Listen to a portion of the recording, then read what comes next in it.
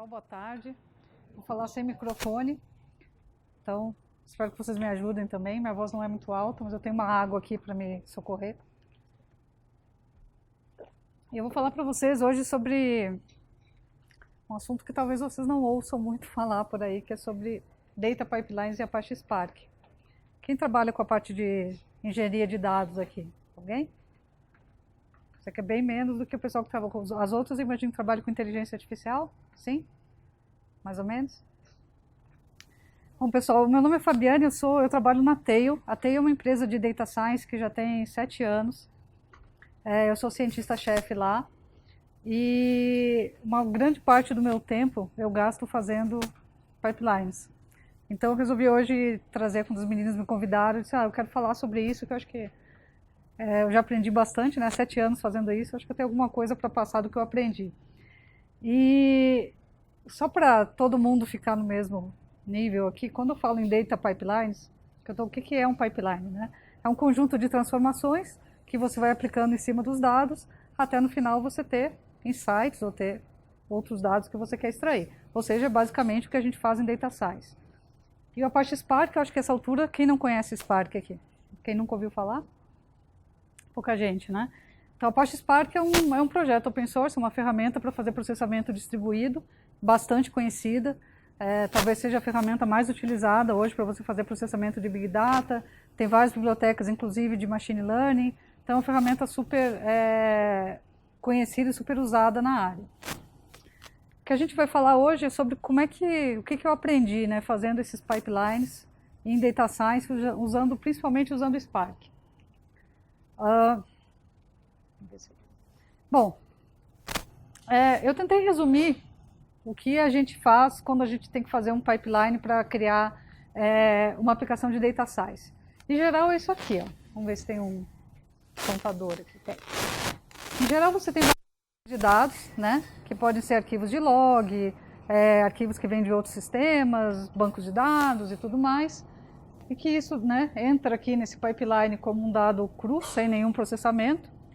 Aí depois você tem que fazer toda uma camada aqui, uma parte que você faz a limpeza de dados, desde você pegar, por exemplo, uma data e transformar num timestamp, ou coisas como você pegar um dado que tem uma coluna lá que está cheia de sujeira, e você tem que passar um validador lá para tirar as coisas que são inválidas. Tem um trabalho forte, né, de limpeza de dados, que todo mundo que trabalha com Data Science já passou por isso, certo? Depois você tem, em geral, toda uma parte que você faz feature engineering, né? Que você tenta extrair features desses dados, que é o que vai fazer o seu modelo funcionar bem. Então, é desde transformar, por exemplo, você tem as várias idades das pessoas que estão participando do evento aqui. Mas, em vez para você rodar o seu algoritmo, talvez você queira transformar isso em faixas etárias, que são menos pontos, e você vai transformar essas idades em valores 1, 5, que são as 5 faixas etárias que você vai trabalhar. Então, toda essa parte, né, Feature Engineering é uma disciplina de Data Science que tem muita coisa pronta, né, as técnicas são mais ou menos todas muito bem conhecidas hoje em dia, mas ainda é feito muito manual, né?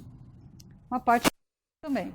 Depois, em geral, você tem uma parte de Data Augmentation, que aumenta os seus dados. Muitas vezes, para você resolver um problema, só os seus datasets não são suficientes. Você vai pegar outros datasets públicos, outros datasets de outras empresas, você vai juntar com os seus dados para você conseguir tirar os insights que você quer. Desde tirar, por exemplo, bases públicas do IBGE, para você cruzar com seus dados, né, e tentar descobrir qual é a faixa de renda de pessoas que moram em determinado bairro para você fazer algum score de crédito, por exemplo. As coisas que são feitas nessa fase. A gente chega na parte dos modelos, que é a parte de inteligência artificial, onde você vai pegar tudo isso, todos esses dados que você trabalhou, vai aplicar nos seus modelos, isso vai te dar os insights que você estava procurando, e no final você tem que ter algum tipo de visualização desses dados, né? Nem que seja uma tabela, mas em geral alguma coisa gráfica, para você conseguir apresentar esses insights. Mais ou menos isso que vocês fazem em Data Science? Ok, então é que nem eu.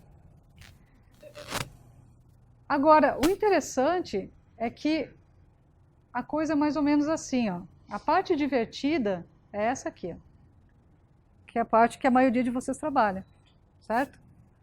Porém, essa outra parte toda aqui que é o que a gente chama classicamente de engenharia de dados, né? Essa parte toda, que é a parte chata, ela corresponde a 90% do trabalho, certo?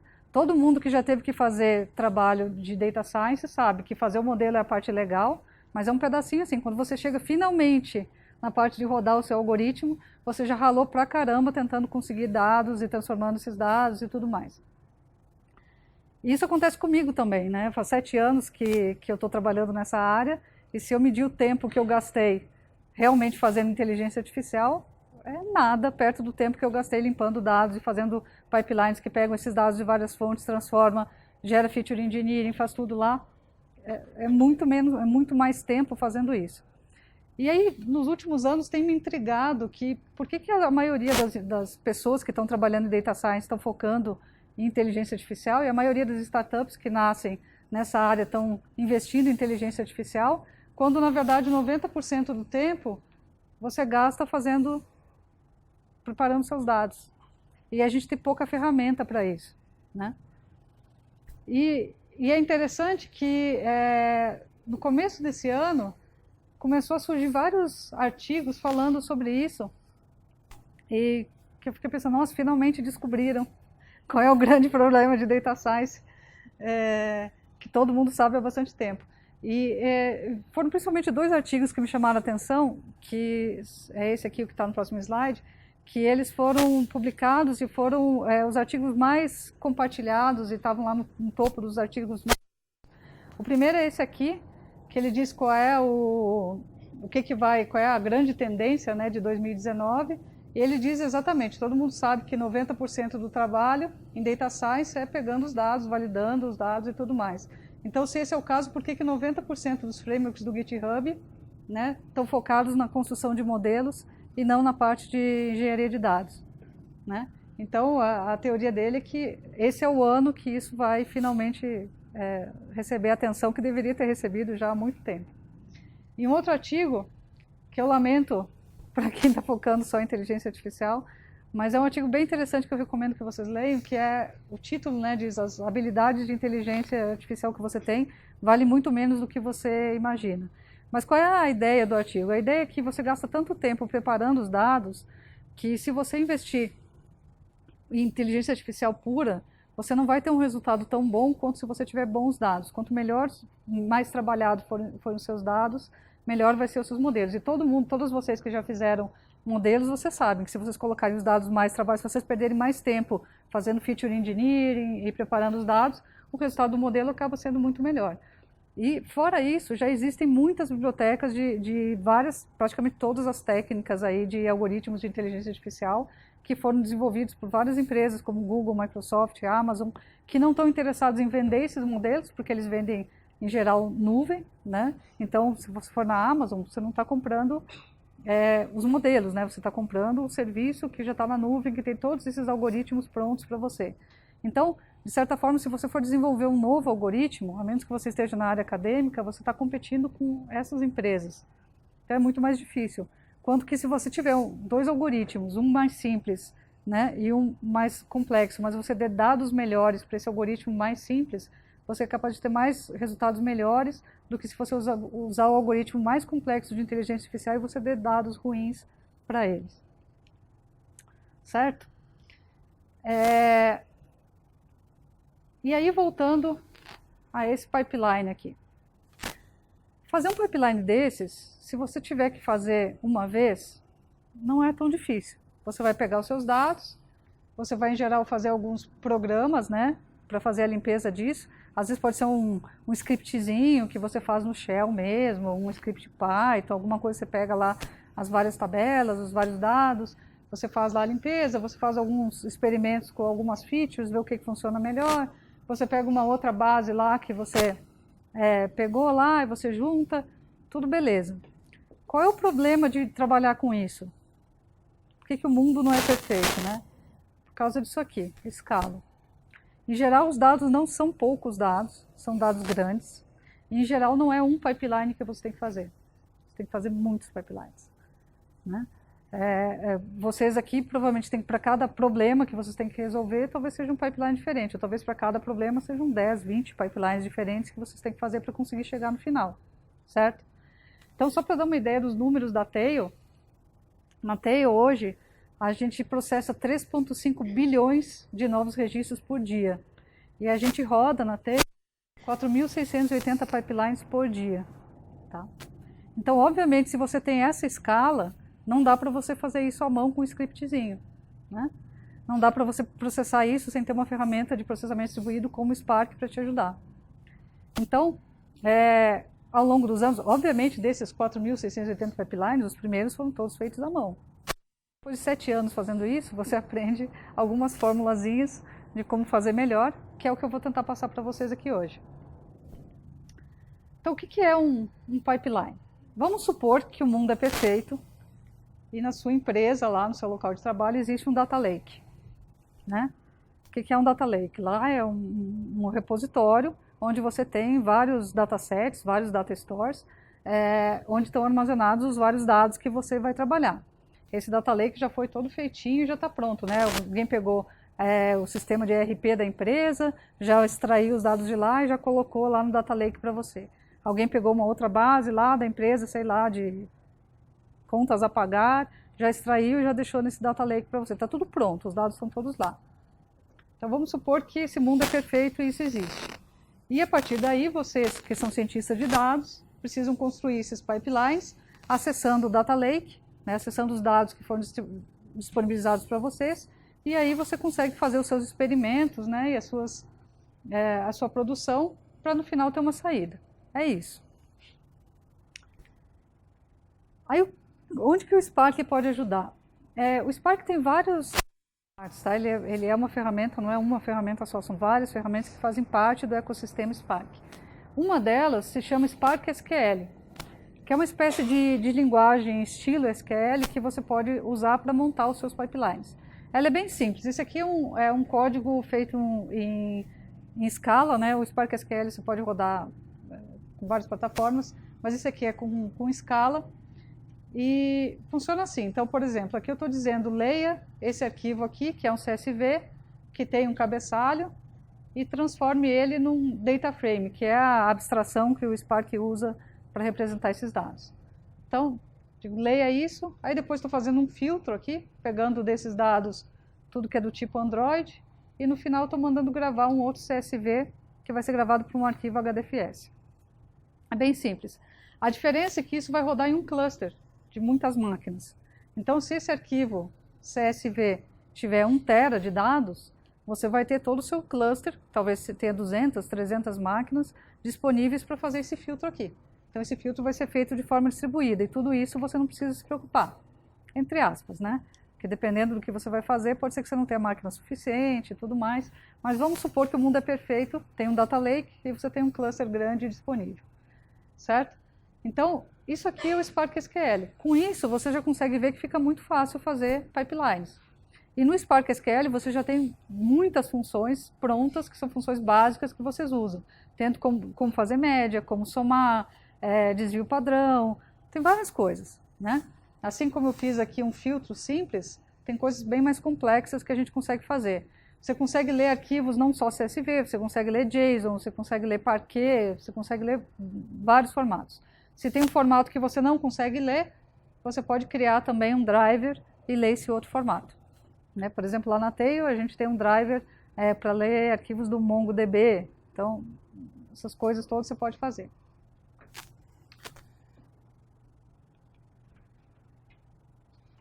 Agora, melhor do que usar o Spark SQL é usar o Spark SQL mais o meu código, ou o código de vocês. Né? E é interessante porque uma das coisas que levou a gente a investir bastante em Spark SQL é que você consegue estender com o seu código, especialmente com o código legado. Então imagine, por exemplo, que aqui nessa empresa vocês já fizeram um algoritmo que pega, sei lá, a renda da pessoa e faz um cálculo em cima da renda de uma projeção de renda. Vocês têm essa fórmula aí, de alguma forma, vocês têm isso pronto. Está sendo usado no legado de vocês, talvez num sistema que já tinha, ou em outros pipelines que vocês já fizeram. Agora, se eu conseguisse transformar isso numa espécie de plugin, colocar dentro do Spark SQL, eu posso usar todo esse código dentro dessa plataforma. Então, por exemplo, lá na Tail, a maior parte do nosso desenvolvimento é Java. Com Java, muito facilmente, você consegue, em outras linguagens também, criar plugins e você colocar e criar funções definidas pela gente para ser usado dentro do Spark SQL. Então, aqui, como é que fica? Essa parte aqui é o nosso código, né? Então, eu criei uma função aqui, por exemplo, essa função, eu passo uma latitude e uma longitude e ele gera o geohash dessa localização. O geohash é usado em alguns cálculos, né, em algumas aplicações de geolocalização. Então, isso aqui vai gerar o geohash. E aí eu registro essa função dentro do Spark SQL, dizendo, olha, eu tenho uma função que se chama geohash e que devolve um dado do tipo string. E aí eu posso fazer o mesmo filtro que eu fiz lá antes, só que usando o meu geohash. Eu coloco aqui call o df, passo os parâmetros e no final eu vou ter essa função sendo executada. Então, com isso, a gente consegue ter, além, né, fazer todo um pipeline usando o nosso código legado, que é uma tremenda vantagem. Então, isso é o Spark SQL. Agora, voltando aqui ao nosso mundo perfeito, o mundo não é perfeito a ponto de que você vai ter que executar um pipeline uma vez só. Em geral, quando você faz um pipeline e coloca em produção, você tem que executar ele muitas vezes. Por exemplo, imaginem que vocês estão fazendo um pipeline aqui, já que a gente está numa empresa de crédito, para fazer score de crédito, né? Você, obviamente, não vai poder rodar esse pipeline só uma vez na vida. Você vai ter que rodar, talvez todo dia, ou várias vezes ao dia, ou uma vez por semana, porque os dados mudam, né? A pessoa tem crédito bom num dia, no outro dia já não é tão bom, e entram novas pessoas na rede. Então, você tem que ficar rodando isso o tempo todo.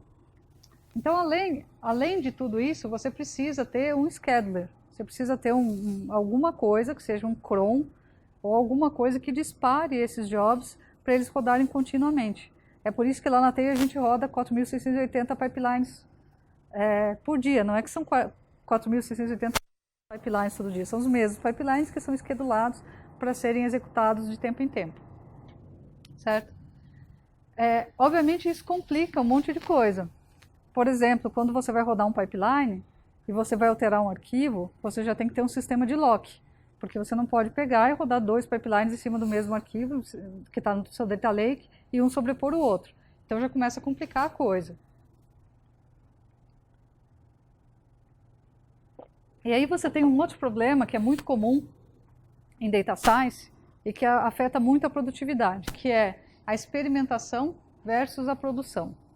Quando você está fazendo uma aplicação de data science, em geral você tem que fazer vários experimentos, quer dizer, você faz um pipeline de brincadeira, você testa com esse dado, testa com esse outro dado, testa com esse modelo, tenta um algoritmo, tenta outro algoritmo, até que no final você chega lá na formulazinha do pipeline, como é que tem que fazer. Como é que muitas empresas fazem?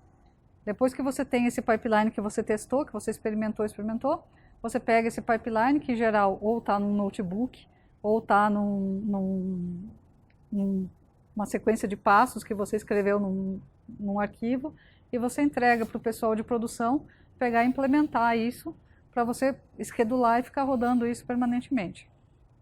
Obviamente isso não é muito produtivo, porque quando você vai fazer isso, você tem dois desenvolvimentos, né? O desenvolvimento que você faz na experimentação e o desenvolvimento que você faz na produção. Porém, para você fazer experimentação, você precisa ter duas coisas para ser produtivo. Um é você ter amostras. E quando você está fazendo experimentação, você não quer ficar rodando um dia inteiro para no outro dia você ver o que deu o resultado e aí fazer o próximo passo. Isso parece programação em cartão perfurado, como era feito antigamente, né? Não é bom. Então, em geral, o que você faz? Você pega uma amostra dos dados. Você não vai rodar a sua experimentação na minha base lá de 3,5 bilhões de registros por dia. Você pega 200 mil registros, 1 milhão de registros, uma quantidade pequena, você vê se funciona e depois você extrapola. E outra coisa que você precisa é uma ferramenta que permita fazer experimentação de forma interativa. Porque você não quer também pegar e para cada teste que você vai fazer, você compilar o programa, mandar rodar, demora muito. E para isso, no Spark tem duas ferramentas que podem ajudar bastante. Uma é o Spark Shell e outra que não é necessariamente uma ferramenta Spark, mas são notebooks. O Spark Shell, deixa eu fazer até um filminho dele, ele é uma ferramenta como se fosse um shell mesmo, que roda em cima de um cluster Spark, e que você pode rodar aqueles mesmos comandos que eu mostrei do Spark SQL, você pode rodar num shell assim, e ficar olhando o resultado, interativamente. E aí você pode pegar esses comandos todos que deram certos, faz um copy-paste para um arquivo, e daí no final você tem um pipeline, e aí você entrega para alguém programar, né? Ou você pode usar um notebook, que é um pouco mais elegante. Muita gente usa hoje Jupyter, alguém usa Jupyter aqui? Bastante gente, né?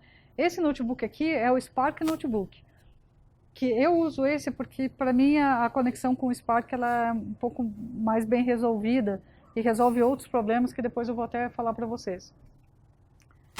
É a mesma do Jupyter, inclusive a sintaxe é a mesma, o formato do arquivo é o mesmo e tudo mais. Então você se liga aqui no Spark, você manda executar aquele mesmo filtro que eu mostrei antes, você consegue ver a saída imediatamente. Ainda mais se você está rodando isso em cima de uma amostra, você consegue na hora saber o que vai dar e você consegue rapidinho fazer o seu pipeline. E aí vem a questão da produtividade. Isso que eu falei, fazer um notebook com todo o seu pipeline e depois você pegar e entregar para alguém implementar de verdade, colocar no sistema, isso não é produtivo. Então o que a gente pode fazer melhor?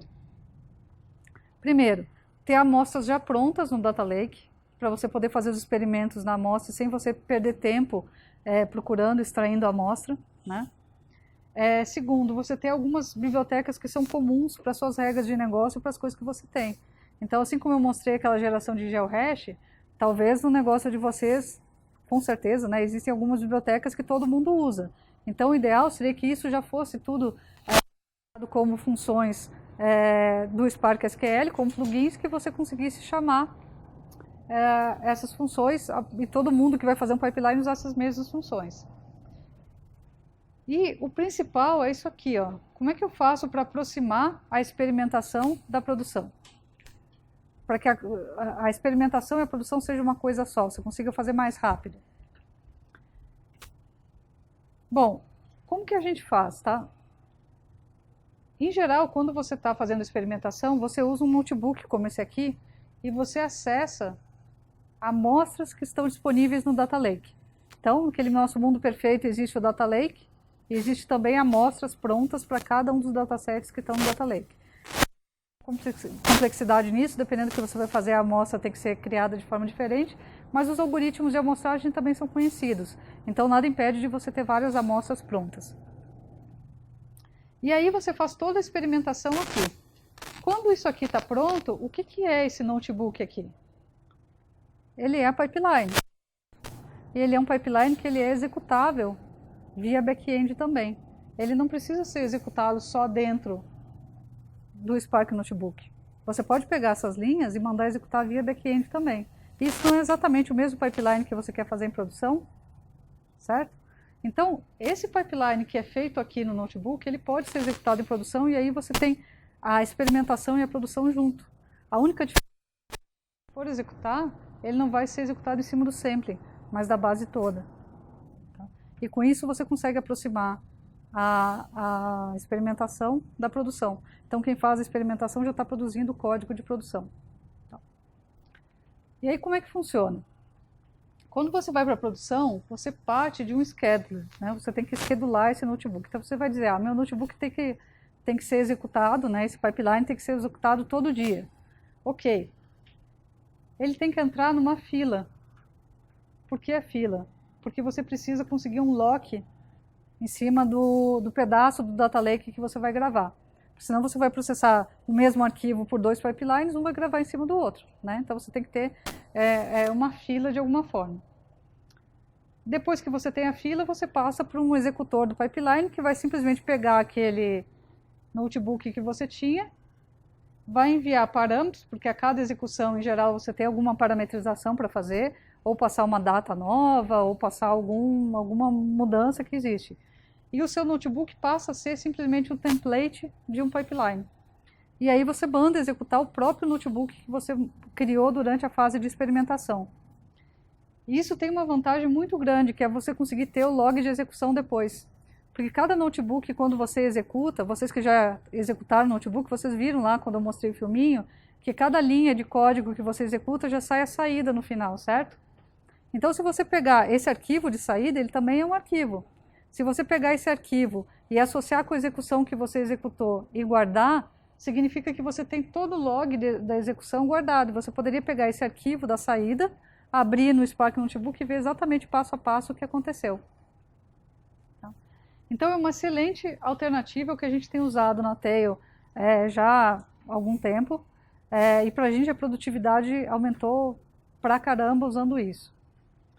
Fora isso, né, existe uma outra parte que é interessante fazer, que é o seguinte.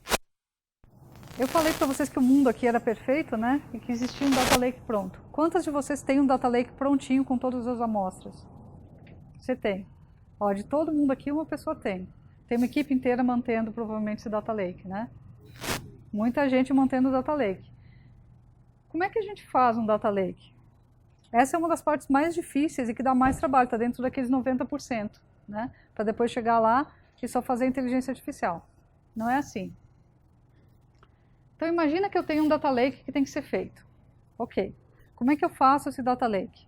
Bom, primeira coisa que eu preciso é ter as várias fontes de dados da empresa e conseguir colocar aqui dentro. Tem alguma coisa no meio que tem que acontecer. Em geral, o que a gente faz para construir e colocar esses dados dentro do data lake é um pipeline, certo? Porque eu preciso pegar lá da fonte e fazendo transformações e no final chegar aqui. Esse pipeline ele vai rodar dentro do Spark. E como esses dados da empresa mudam e eu tenho que ficar alterando para chegar aqui, ele tem que ser schedulado também para rodar de vez em quando. Ou seja, se a gente for olhar, e além disso tem que fazer o sampling, né? Se a gente for olhar aquele desenho que a gente estava vendo até aqui, que tinha um data lake pronto, tem um pipeline e no final tem uma saída, e a gente juntar com esse lado da montagem do pipeline, do data lake, vocês vão ver que é exatamente a mesma coisa. Ou seja, o mesmo pipeline que vocês usam para fazer sites, pode ser o mesmo pipeline que é gerado, a mesma arquitetura de pipeline você pode usar para gerar o seu data lake.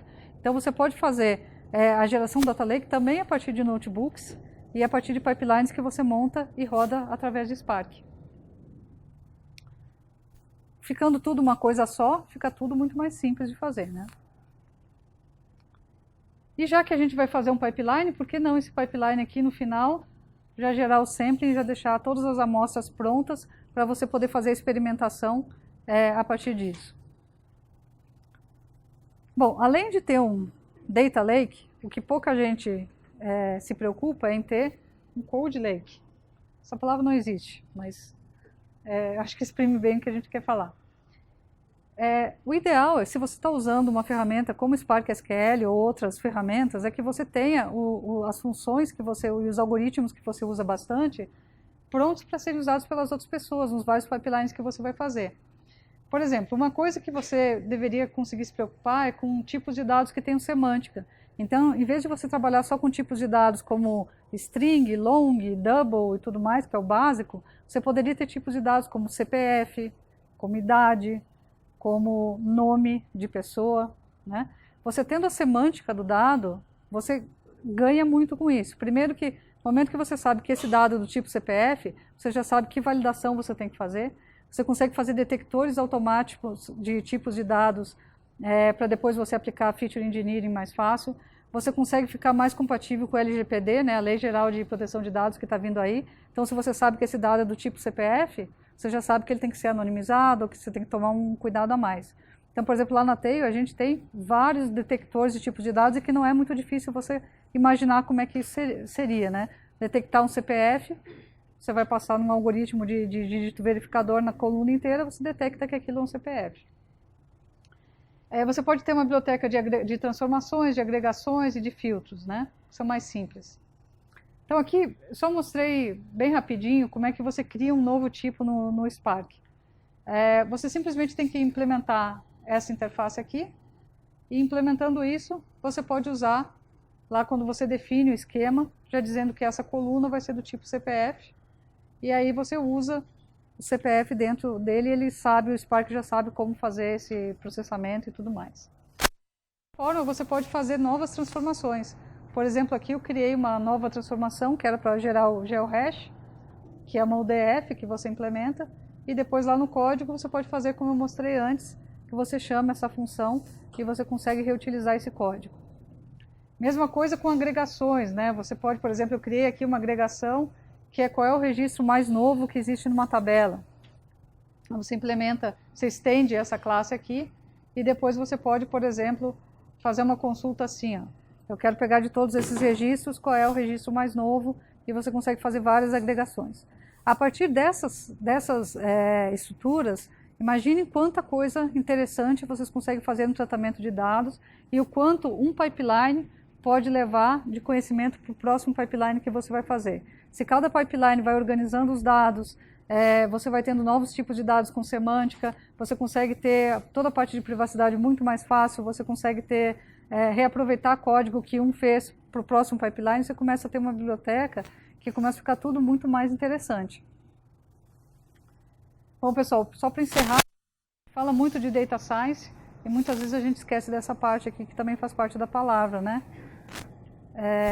Os dados são super importantes e é uma coisa que consome muito tempo. Então, é muito legal a gente começar a trabalhar nisso, começar a encontrar formas de a gente deixar esses 90%, um pouco menos de 90%, e a gente gastar mais tempo na parte que é divertida, que é fazer os modelos de inteligência artificial, certo? Bom, por último, só queria deixar para vocês aqui o meu Twitter, se quiserem depois conversar. A Teio também está contratando, tá? Se quiserem trabalhar nessa área de engenharia de dados, todo mundo está contratando, então aproveitar. E se tiver, não sei se tem tempo para alguma perguntinha, tem? Se alguém tiver alguma pergunta.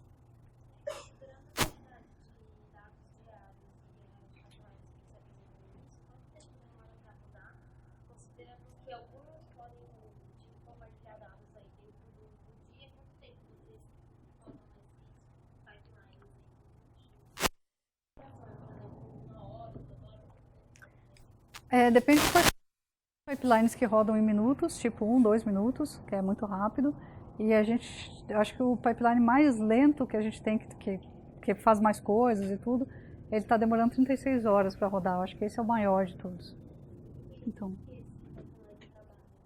esse maior, é que esse ele coleta várias estatísticas da base inteira. Então ele varre a base, ele roda uma vez por semana só, e ele varre a base inteira, faz vários agrupamentos, várias coisas, no final gera uma saída que são estatísticas dos dados lá. Então esse é um pouco mais demorado.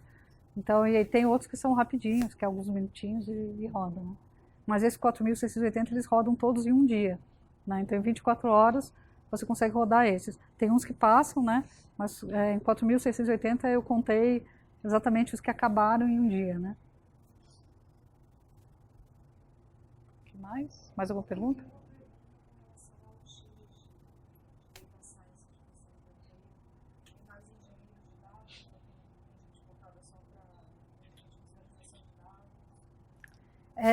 Hoje a gente tem mais engenheiro de dados, é a maior parte do trabalho, mas todo mundo faz um pouco de cada coisa, só que assim, se você pegar o tempo de uma pessoa, eu, por exemplo, gasto 90% do meu tempo fazendo engenharia de dados, 10% fazendo inteligência artificial. Então é muito, mas todos fazem, mas tem muito mais skill de engenharia de dados do que de inteligência artificial hoje. Visualização, a gente tem 2 pessoas que só fazem visualização, até porque é uma skill muito diferente, é mais front-end, né, que você tem que entender, então é um pouquinho diferente. Mas o resto é muito mais engenharia de dados do que inteligência artificial, o que é normal, né, porque é o tempo que você mais gasta. Né? A gente não usa Python, usa Java, Scala, e aí JavaScript para a parte de front-end, D3, esse tipo de coisa, mas não usa Python.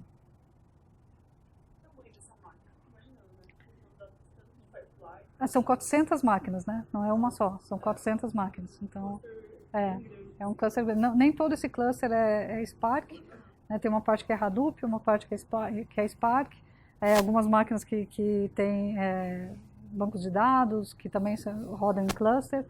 Mas são várias máquinas e essas máquinas elas vão, a gente liga, está tudo na nuvem, então você liga mais máquinas conforme você precisa. Então ele tem Tem também um software automático que detecta se você está precisando de mais ou de menos, se a fila está muito grande, ele compra automaticamente mais máquinas. Então, esse tamanho do cluster ele é variável. Então, a gente começou há 7 anos e toda a nossa equipe ela era formada por desenvolvedores Java. Então, para a gente era mais natural começar aí. Além disso, a gente precisava de muita performance. A gente não é uma empresa que tem orçamento infinito, né? Então, para a gente fazer os pipelines com muita eficiência e usar menos máquina é muito importante. Então, por exemplo, só para dar um exemplo, mês passado a gente tinha um problema que a gente podia resolver de duas formas. Ou a gente gastava mais $10.000 por mês em máquina, ou a gente parava e fazia um refactor e tirava os bits ali possíveis para diminuir o consumo de tempo do pipeline, deixar o pipeline mais rápido, que equivale a ter menos tempo de máquina, que é menos dinheiro, né? A gente preferiu o pipeline e fazer ele ficar mais eficiente. E para fazer isso, você precisa ter algumas skills de programação para conseguir tirar o máximo das máquinas, né? Então, com isso, a gente economizou $10.000 por mês, que para a gente faz muita diferença. Então, eu sei que tem empresas que têm um orçamento mais infinito do que o nosso, e talvez não valha a pena fazer isso, vale a pena você comprar mais máquina e pronto. No nosso caso, não é isso. Então, para a gente conseguir tirar o máximo do código é bastante importante. Não que não dê para fazer isso com Python, obviamente tem, mas as skills que a gente tinha no time eram muito melhores em Java, e mesmo no mercado é mais fácil encontrar gente de Java, e você consegue ensinar, trabalhar com Big Data, então para a gente valia a pena.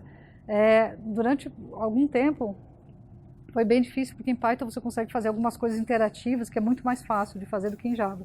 Nos últimos anos, com o surgimento dessas ferramentas, como Spark Shell, ter notebook que você consegue fazer escala, que no fundo é Java também, essa diferença já não está tão grande, a gente consegue fazer tudo também. Então é por isso.